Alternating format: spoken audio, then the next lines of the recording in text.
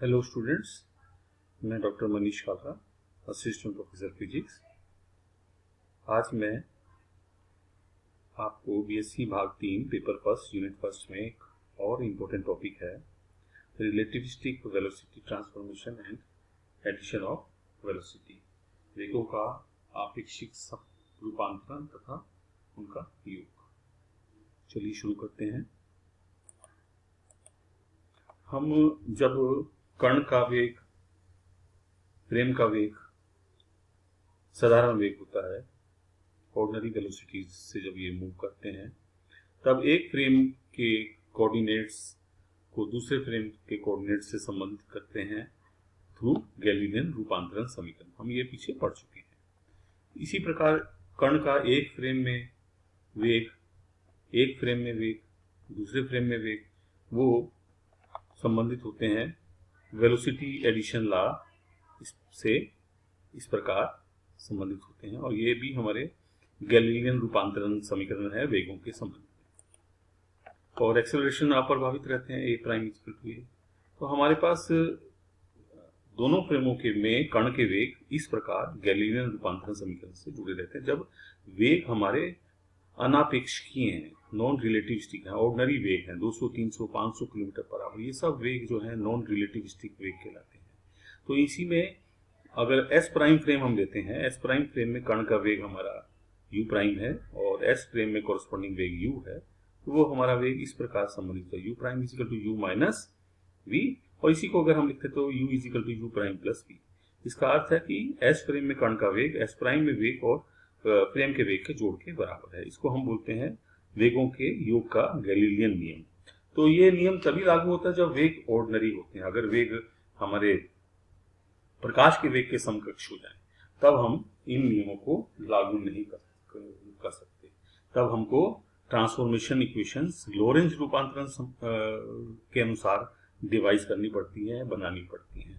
तो वही हम आज के केस में, आज के लेक्चर में पढ़ेंगे कि अगर फ्रेम का वेग, कण का वेग प्रकाश के वेग के समकक्ष हो तो कैसे एक कण की वेलोसिटी एक फ्रेम में कण की वेलोसिटी दूसरे फ्रेम में कण की वेलोसिटी के साथ जुड़ी होती है, उसके बीच में समीकरण क्या है, रूपांतरण क्या है, वो हम आज देखेंगे। तो हमने एज यूजुअल दो फ्रेम लिए, S prime frame, S frame. S prime frame standard notation में एक्स डायरेक्शन में वी वेलोसिटी से मूव कर रहा है, t prime is equal to t बराबर 0 में दोनों फ्रेम एस प्राइम और एस एक दूसरे के ऊपर संपाती होते हैं, अर्थात ओ प्राइम के ओ प्राइम एक ही बिंदु पर है। वाई एक्सिस हमेशा वाई प्राइम एक्सिस के साथ समांतर रहेगी, जेड प्राइम एक्सिस हमेशा जेड एक्सिस के समांतर रहेगी, और एक्स एक्सिस और एक्स प्राइम एक्सिस एक ही लाइन में रहेंगी। और frame S prime v velocity से मूव कर रहा है। पॉइंट पी हमने यहाँ कंसिडर किया है। पॉइंट पी जो है वो पॉइंट पी पर जो कण है, पॉइंट पी पर एक कण है, वो कण हमारा मूवेबल कण है। उसकी किसी समय स्थिति हमने इस प्रकार ली है। तो एस प्राइम का ऑब्जर्वर उसके coordinates x prime, Y prime, Z prime और टी प्राइम पड़ता है। एच प्राइम का ऑब्जर्वर उसके कोऑर्डिनेट एक्स, वाई, जेड और टी पड़ता है। तो ये हमारे पास एस प्राइम में कोऑर्डिनेट हो गए। और सिमिलरली एस फ्रेम में के कोऑर्डिनेट एक्स कोरस्पॉन्डिंग ये प्राइम हटा देते हैं, एक्स, वाई, जेड, टी।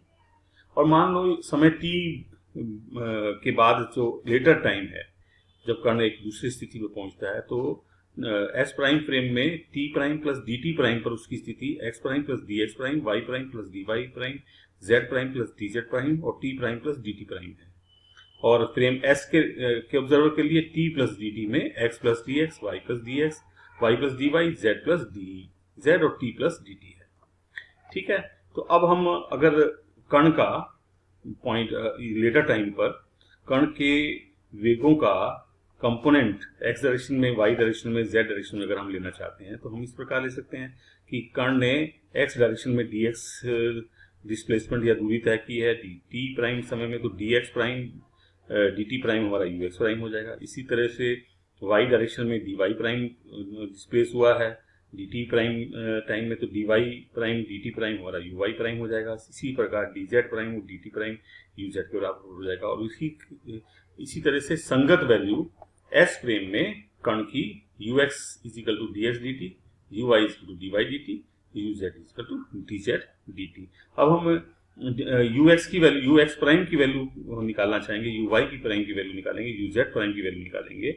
उसके लिए हमने चूंकि हमने कहा है अभी कि हमारे जो रूपांतरण समीकरण है वो लॉरेंज रूपांतरण समीकरण के से बनेंगी। तो लॉरेंज रूपांतरण समीकरण हम पीछे पढ़ चुके हैं, इस प्रकार संबंधित होती हैं। X prime is equal to x minus v t 1 minus we square by C square 1/2 1 by under root 1 minus we square by C square को हमने गामा लिख लिया सुविधा के लिए, gamma x minus v t. Y prime y के बराबर, z prime z के बराबर, टी प्राइम इसको t minus v x over C square under root 1 minus we square over C square. और वो अगेन इसको हम लिख सकते हैं gamma t minus v x over सी स्क्वायर। हमने पहले इक्वेशन को डिफरेंशिएट किया तो d x prime is equal to gamma d x minus v d t, d x minus v d t. D Y prime is equal to d y, d Z prime is equal to d z. और समय का के लिए differentiation करेंगे तो D T prime is equal to यहाँ से d t minus v d x over सी square, बाहर गामा, इस प्रकार से। अब हमको यू एक्स प्राइम बराबर क्या था, D x prime d T. तो डी एक्स प्राइम की वैल्यू हमने पीछे से रख ली, ये डी एक्स प्राइम की वैल्यू है, ये वैल्यू हमने यहाँ सब्स्टिट्यूट कर दी और डी टी प्राइम की ऊपर से वैल्यू यहाँ पुट कर दी।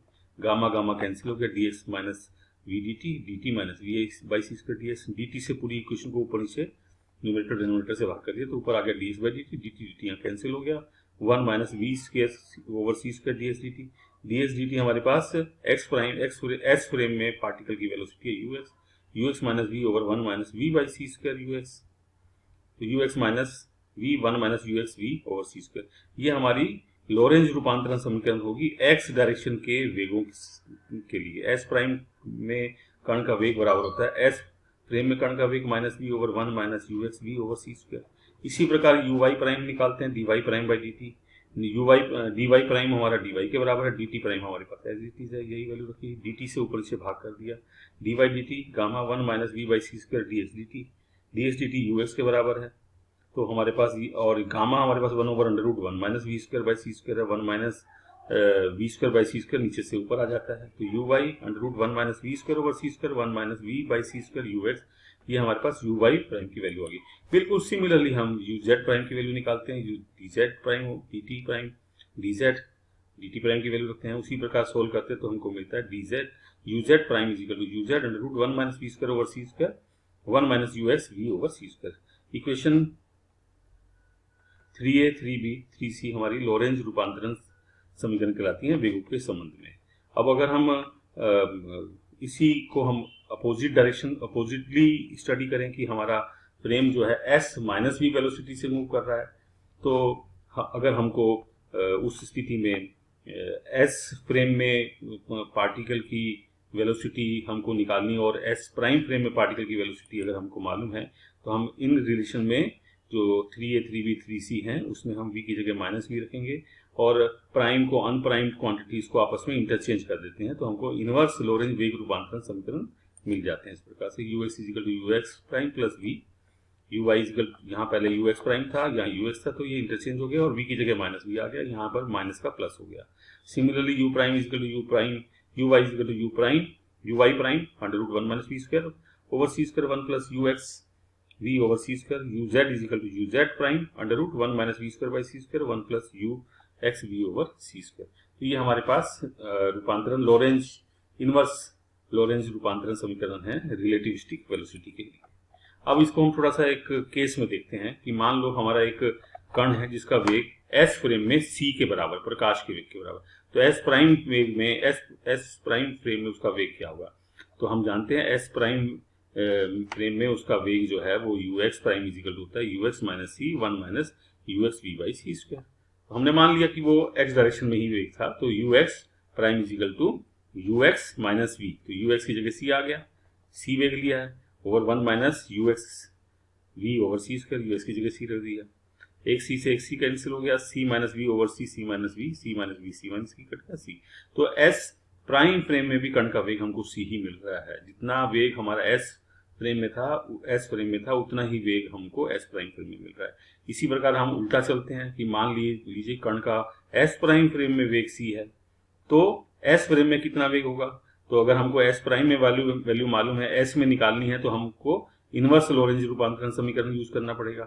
तो U x is equal to you x prime plus we 1 plus you x we by C square, you x prime यहाँ पर सी है तो C plus we 1 plus C V over C square, ये हमारे पास वैल्यू आई। U X C plus we 1 plus C V square over C square. एक C से एक सी कैसे कट गया, सी प्लस वी, बाहर सी है, नीचे सी ऊपर आ गया, सी प्लस वी कट गया सी।